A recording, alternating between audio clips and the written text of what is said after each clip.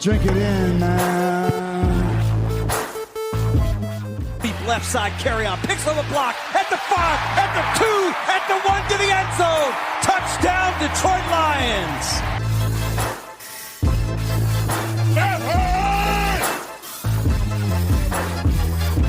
Drink it in, man. Get up, Stafford throws. It is end zone. Caught! Oh, baby, what a catch! Kenny Galladay, you're a freak! What a catch! Touchdown, Detroit Lions!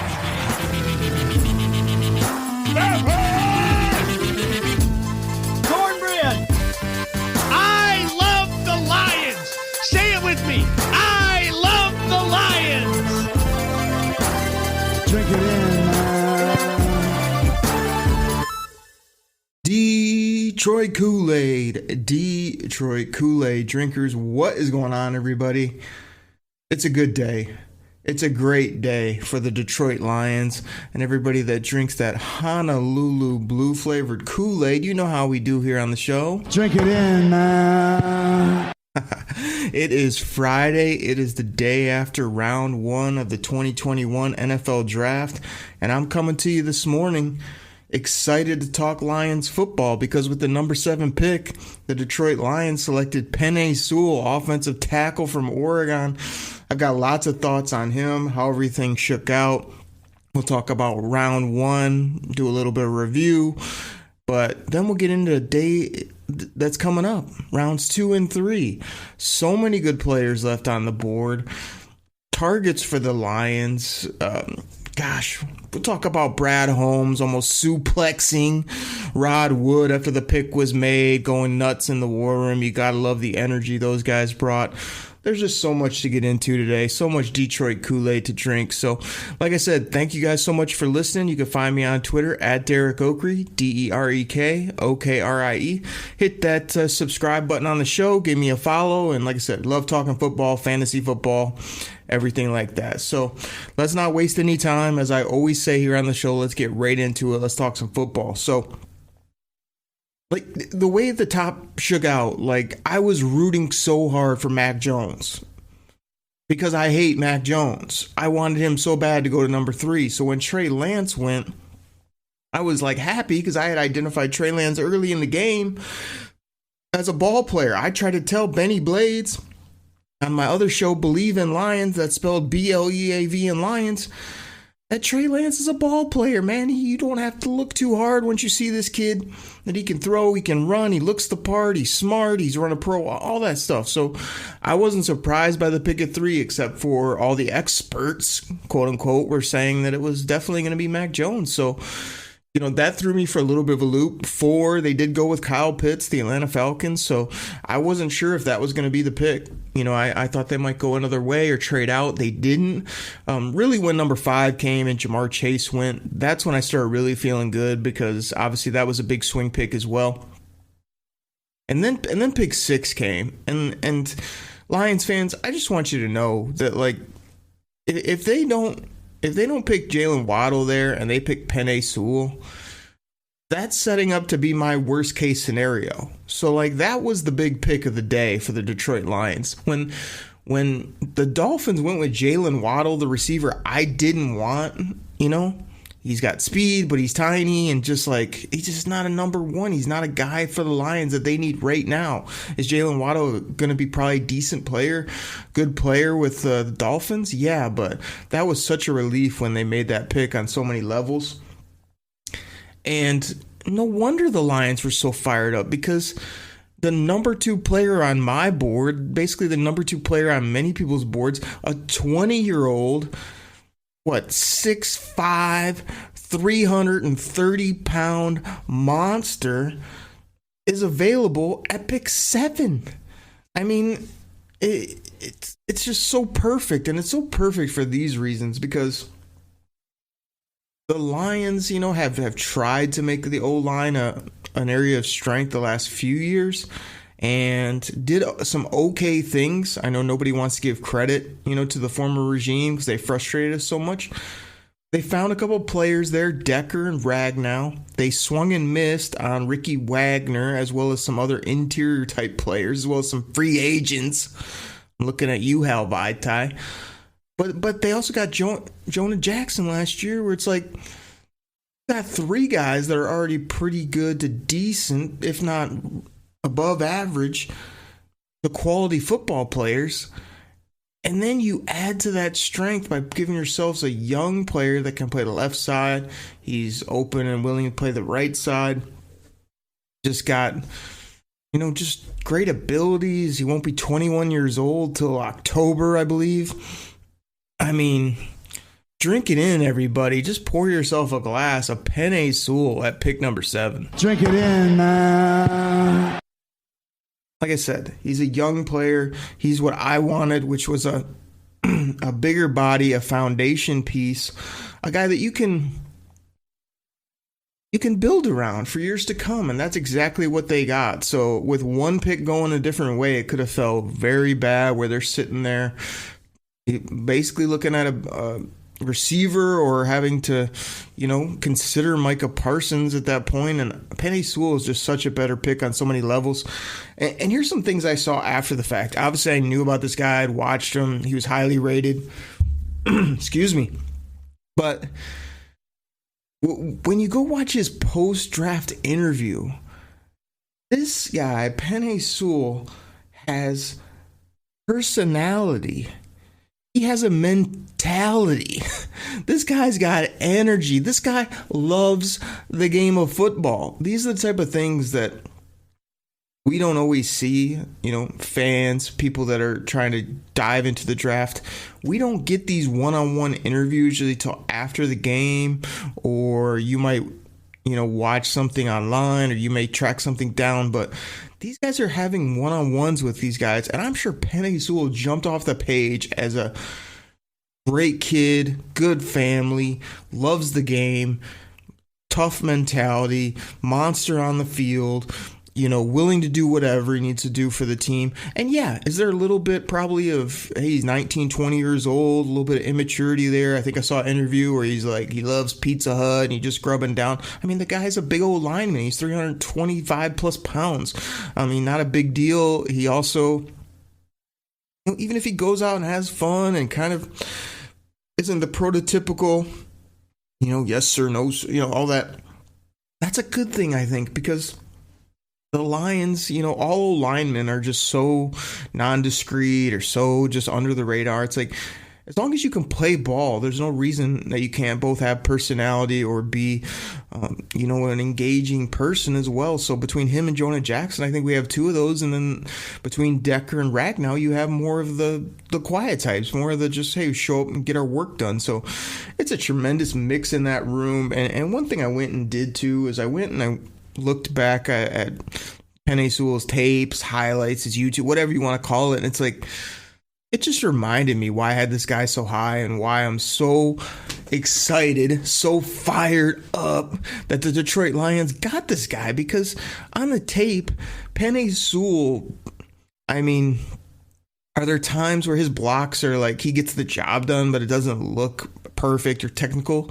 Yes. But there's so many more plays that pop off the screen where you're just like, oh my goodness, did that big man just move that quick? Did that big dude just throw that guy out of the club? Like, I had so much fun. I tweeted it out really late last night. I was probably up till 2-3, kind of going through some things and just kind of so excited. Like the first time in forever that the Lions have taken a player that I think is great value, great position, fill of need.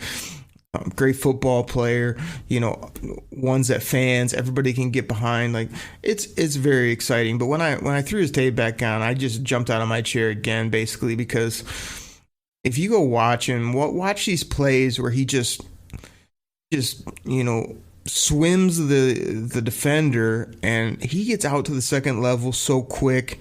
He's looking to destroy people. When he latches on you and needs to mirror, he looked really good on some sets that I had saw there.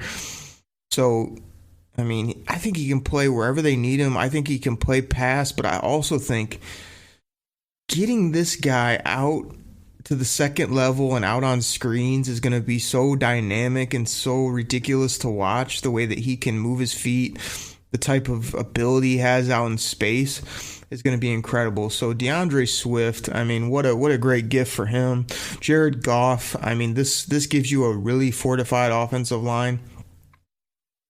And even when there's struggles, even when Penei Sewell gets beat or certain things don't go right, it's just so great to have 4 guys up there now, and you have bodies between Crosby, Denberg, Vaitai, multiple other young at Nell, all these guys that can figure out the other spot. Like I've always said, you need 3 or 4 guys, and you can figure out 1 or 2 spots. And the Lions now have that and have that for years to come, which is so exciting. Like I said, I couldn't have been more, so happy to hear that pick. I feel like it broke right there at the end. The Lions got their guy. Most of you have seen the video that went out where, Brad Holmes just couldn't have been happier. He grabbed onto Rod Wood, put him in a bear hug. Like I said, the only thing that was missing was a belly-to-back suplex right through a table. That would have been incredible. Then there's one funny part with that video. Well, there's a couple funny parts of that video. Go back and watch it. Find it online. John Dorsey is looking for a high five from Brad Holmes right off the get-go. And, of course, Brad Holmes is so fired up and going crazy that he not only misses that, but John Dorsey's left there hanging, which is just kind of funny.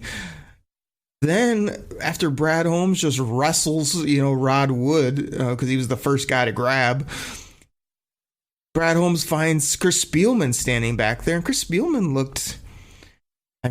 he looked either unhappy or very subdued. You would think Spielman would be in this mix where people were high-fiving, chest bumping, clapping, everybody from the owner to Dan freaking Campbell.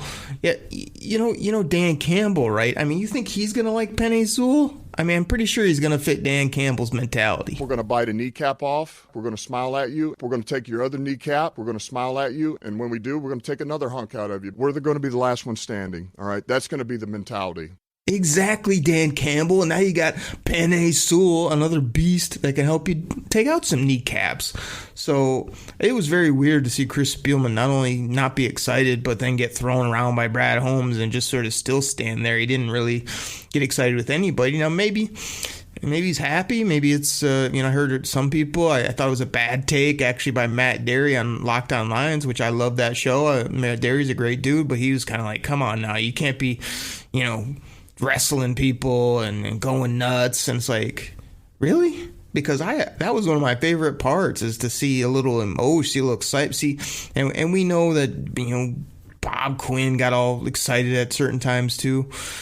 But there's something different, man, I'm telling you, about Brad Holmes. He's smart, he's calculated, he's also excitable.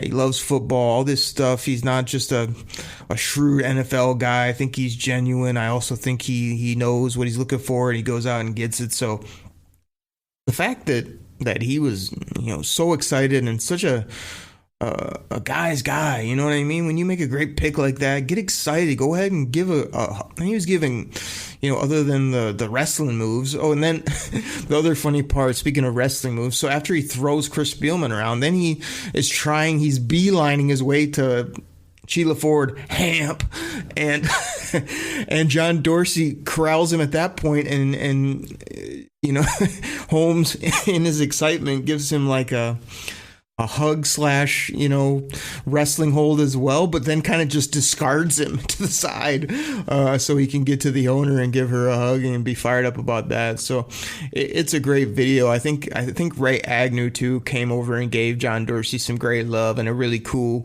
high five and kind of that bro hug, which was great to see. And Dan Campbell, like I say, did some funny maneuver right as he got up off his chair, which I thought was great. So what a great video, and what great excitement from them. The Detroit Lions fans, we're just out of their mind online. I tried to stay off my phone and off Twitter pretty much because I wanted just to enjoy the draft. I'll get to it a little bit, but I totally enjoyed the draft at my office here. I call it the DTO scouting office.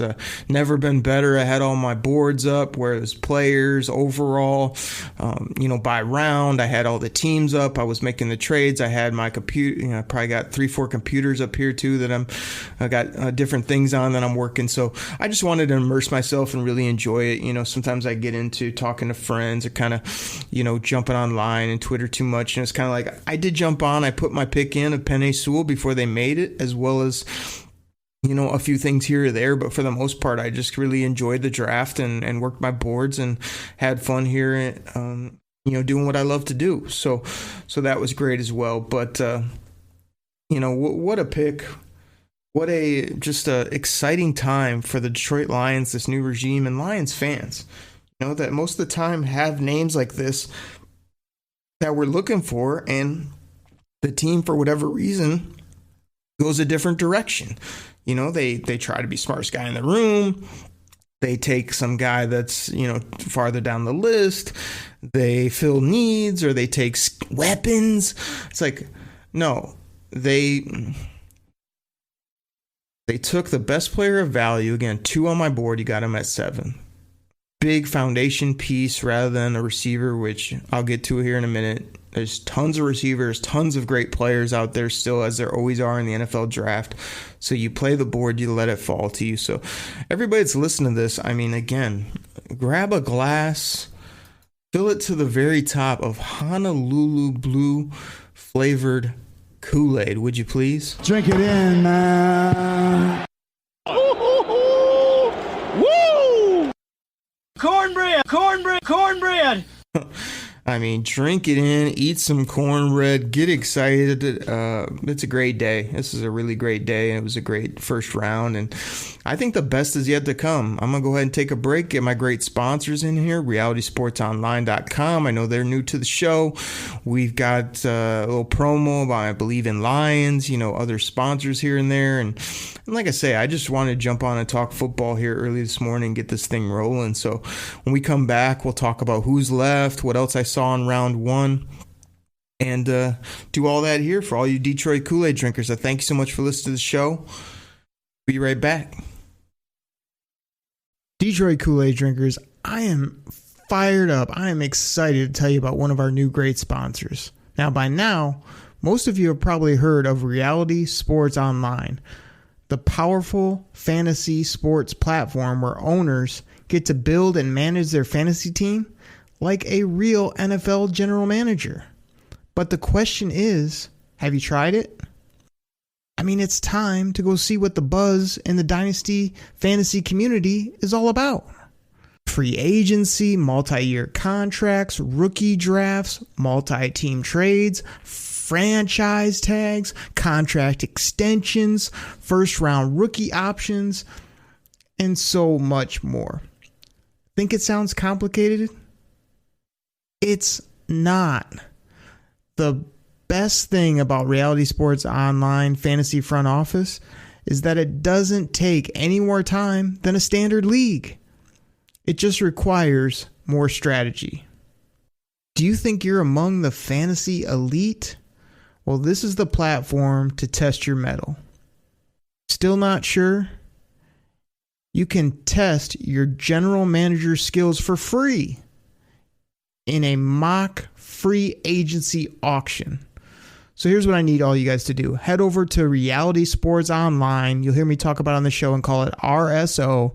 Head over to Reality Sports Online and check them out right now.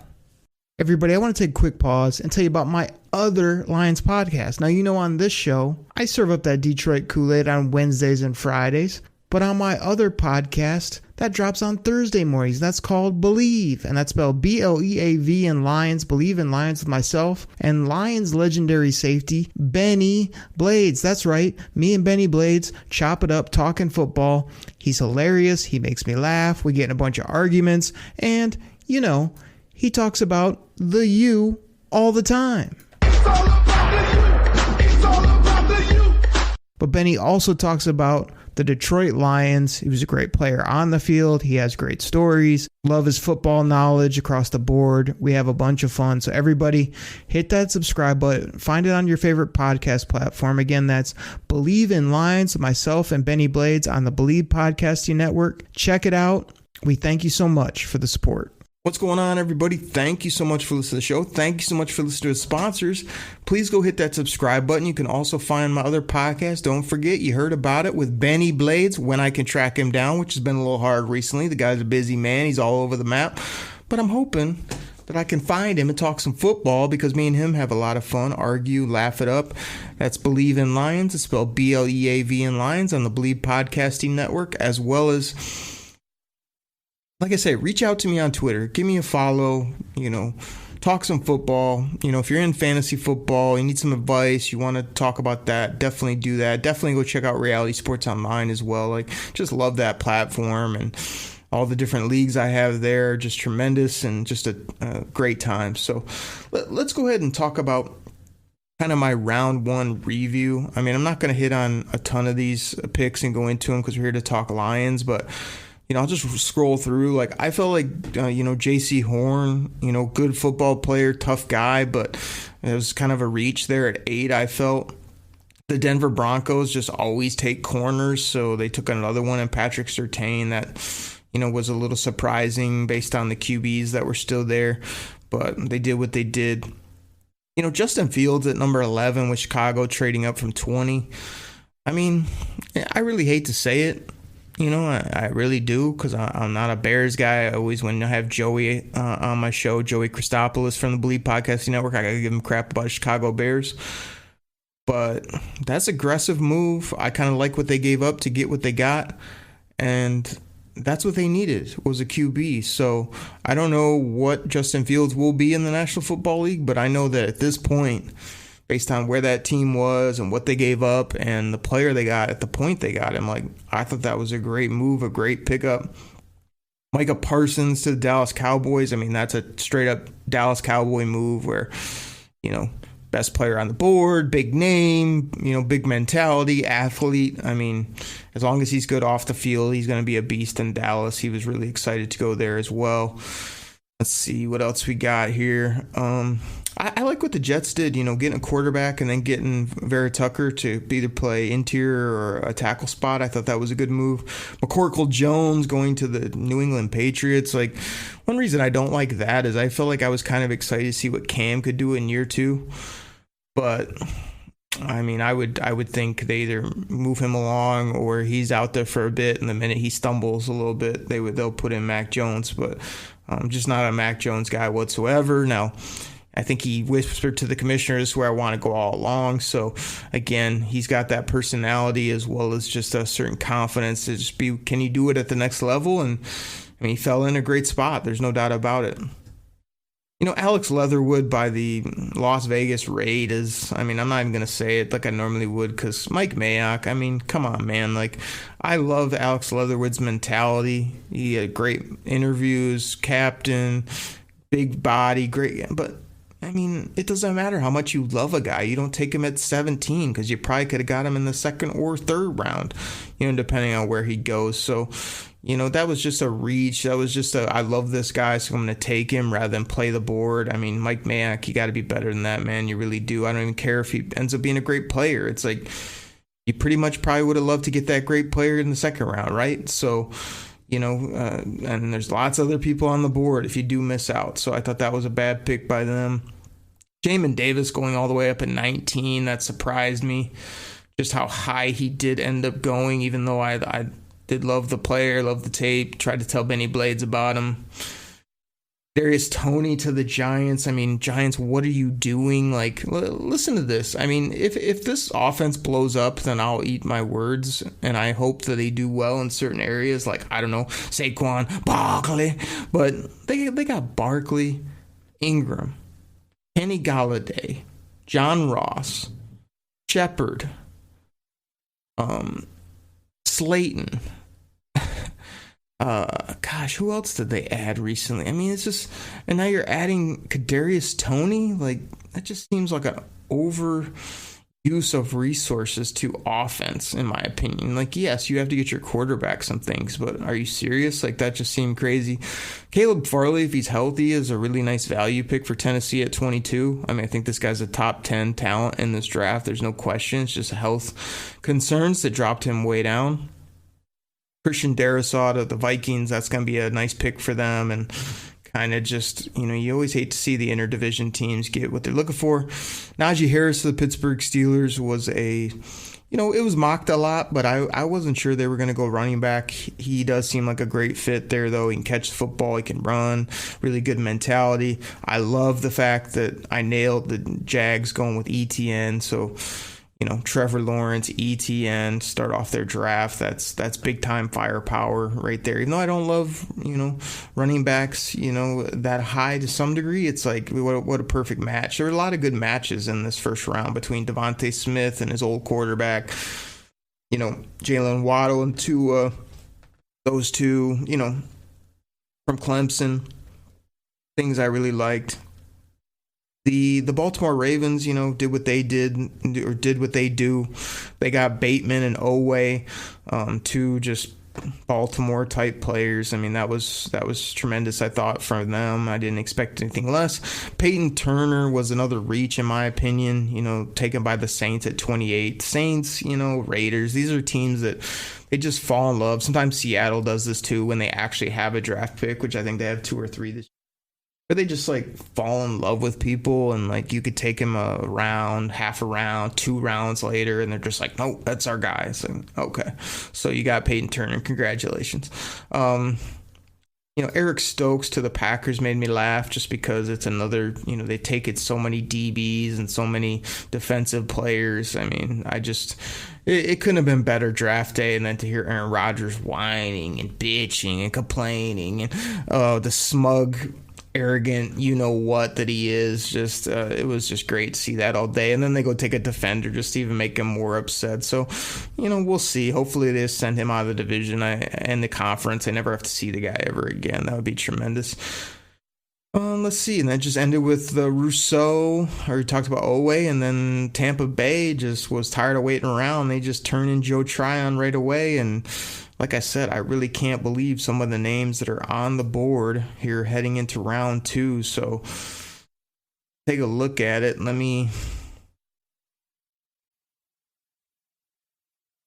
want to do this just to give you guys some names. There's so many good names. I don't even know really where to start. But like I said, I definitely want to give you guys some targets to think of, as well as just how excited you should be that we're sitting here in round 2. Got a great football player, a great value, and there's just so much talent. This is what I always say. People act like, after pick, after pick 12, there's a big drop off, and you can't really, because we're going to be at pick 50, and there's still going to be first round talents and studs that I would love to have on my football team. So, on the offensive side of the ball, let's just go to receiver, because I know everybody has got that circled and highlighted and wanted a receiver high. I mean, listen to this. Elijah Moore, one of my favorite players in the draft, might be the guy I want the most, is available. Terrace Marshall from LSU is available, 6'3", 200 plus pounds. Rondale Moore, who's only 5'8", 175, but can do some things, is there. Deonte Brown's a good football player. Nico from Michigan is there. Dwayne S. All these people, between rounds 2 and 3, all those guys are going to go. It's probably 10 plus receivers that I still like, if they made that selection. As far as offense, just looking around, I mean, the way they have established their offensive line, we pretty much know we don't need a quarterback. Running backs, there's some interesting names, but I would hope the Lions would just sort of put that on the back burner or not take that this year. They don't necessarily need a tight end. I mean, I hope people heard the news that Hunter Bryant was cut, but then he worked his way through waivers and actually is back on the Detroit Lions, so I was happy about that. So I really wouldn't address the tight end position, to be honest. I feel like Josh Hill can do his thing, and you don't really need to address it. And your O-line is good, so excuse me. Offense, I feel like we're good. So let's move to the defensive side of the ball. I mean, look at the players that are available. I mean, the big defensive tackle from Washington is still out there. You got Christian Barmore is out there. Milton Williams. I'm just going to go down these positions. These are defensive tackles. Nixon from Iowa's out there. I mean, you move over to edge. Azeez Ojulari from Georgia is out there. Joseph Asai, if you want a young, flexible defender. Jeremiah Owusu-Koramoah from Notre Dame is there. I mean, that's going to be a top target for not only the Lions, but many teams you would imagine would love that pick if they could get him. Baron Browning from that school I shall not speak of is available. Nick Bolton's out there if you want to go linebacker. If you want a corner, which I know Benny Blades does, you got Asante Samuel Jr. is out there. Melifawu from Syracuse, big, long, 6'2", 215-plus pound corner is out there. Elijah Molden can play some football. Looking at safeties, which I think the Lions need one or two, preferably two in this draft. You got Trayvon Merrick from TCU. You got Javon Holland from Oregon. I mean, Andre Sisco. I mean, top 3-4 top talents there as well. It's just like, if you want me to narrow it down, I mean, for me, talking about like BPA, like let's go to my overall type board right here. Like my best player on my board is JOK, Jeremiah Owusu-Koramoah. I mean, that's my number one guy. Azeez Ojulari is up there as well under him. Merrick, the safety, is up there. But the guy I'm targeting, to be honest, I know I can wait on receiver. I know I can, like to rounds 2 or whatever it is. But I'm telling you, if Elijah Moore is on the board, I think I'm taking Elijah Moore, and I'm just wiping my hands clean. Like, I'm feeling really good about my offense at that point. Like, then you could almost go a defensive draft after. You could just solely because Elijah Moore, his tape's incredible. I've seen a couple interviews with him. Incredible kid. Just seems like a pro's pro. I think that would be tremendous value. I do have some concerns about like a Rondale Moore, but I do like him. And there's not many other people that are popping off the board at the top of round 2. Like if Elijah Moore or Jeremiah Owusu-Koramoah got there. Yeah, everybody. I've said it 3-4 times. It's a great name. I'm trying to remember what his teammate said. He had a cool nickname too. Whether it was Woos or something like that. Like, gosh, man, he's a smaller guy, but he can fly, cover. He's got good instincts. So those are kind of my top 2. Azeez Ojulari would be interesting because he was supposed to go in round 1, but he's got some medical issues. And then people want to address linebacker as well. So I wouldn't have a big issue if they didn't get, JOK, if they did take a Baron Browning. But I think safety is really important. If they could address the safety position, like, a really nice combo for me would be Sewell and Javon Holland. 6'1", 196-pound junior, comes down, can play a slot, can cover people. Just really good overall player. I think that between him, Will Harris, and Tracy, you've got a nice young nucleus. Now, you need Tracy and company to step up, but Javon Holland might come in there and be a ball player from day one. So I'm really hoping for JOK, Elijah Moore, or Javon Holland. If I had to stack them, gosh, I guess because I just love how many receivers there are, I'd probably go JOK, Elijah Moore, JOK. And because I think the safety position is such a debacle and needs so much talent, JOK, Merrick or Holland, and then Elijah Moore. But gosh, it's hard for me to put Elijah Moore at the bottom because if he's there, he's just so dynamic that I feel like, man, it'd be hard to pass on him for those other guys, as well as like, will he make it, or will somebody jump up and get this kid? Because I'm just surprised he's still on the board, to be honest. So, like I said, I mean, those are my targets. Those are BPAs. I had a great time. Like I said, I really enjoy the draft, all the variables, all the nuance that goes on with it. I try to put in the work, between reading up on these guys. I'm trying to know, what we're looking for, stacking these boards up, And for me, it all kind of pays off here this first round. Like, I had, every time there's a pick, I have lots of boards to adjust, work to do to some degree, but it's just so much fun. It makes you, feel as close as you can get to being in kind of what these GMs do, as well as, like I say, just seeing and having a feel for the draft, as well as just sort of working my way through it. Every year I learn a lot. Ton of fun. The draft room gets better and better. It's just something I really enjoy personally, and I know Lions fans have always been a big fan of the draft. And like I said, I think now, based on this first pick, now I can't wait to see what they do in rounds 2, 3, and beyond, because would I still like to acquire more picks? Yeah. Would I still want to see, it's not always just the first pick you make, especially when you're as high as number 7. It's, you guys heard my other podcast where I did combo meals. Okay. So you got Sewell. Now what can you add to him? So by the end of day 2 and into day 3, we're like, man, we got those 3 ball players. Those are all starters. Those are all impact guys, all high-end talents at good value. Like, that's what you want to see. Or you want to see, wow, we traded out in round 3 and we're able to acquire that. Wow, that's great. That's great as well. More draft picks, more opportunities. So, he's going to have to combo them up. But the fact that Brad Holmes made the pick he made, didn't reach, didn't trade out, took a great football player, was fired up about it, has me really excited. And like I say, I'm just really, day 2 is actually my favorite day. Rounds 2 and 3 are my favorite days of the NFL draft. There's great players.